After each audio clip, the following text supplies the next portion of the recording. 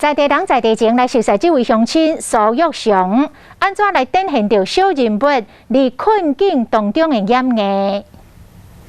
这是文化里广播站，即摆去卖第4啊。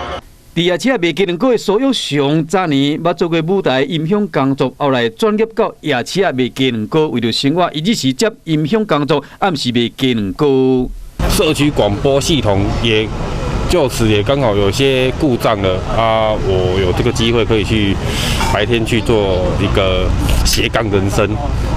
去维护这些社区广播系统。伫本土疫情爆发以来，大型活动的演出拢暂停，连夜车嘛暂停营业，因呢煞无经济来源，加在也要修理放送系统。嘛有歌乌巴送无来，所以讲有时要麦克风这个放送头来宣导，因得知影。苏玉祥讲，即摆夜车重新营业，想要恢复永贵生理，还阁等一段时间。加在也阁有放送相关的专业，会使猛谈。文化里长刚引起这个岛安好的放送系统，伊讲这段期间真侪人生活了拢真艰苦，啊，上是李民看到伊为生活咧拍拼，伊嘛感觉真感动。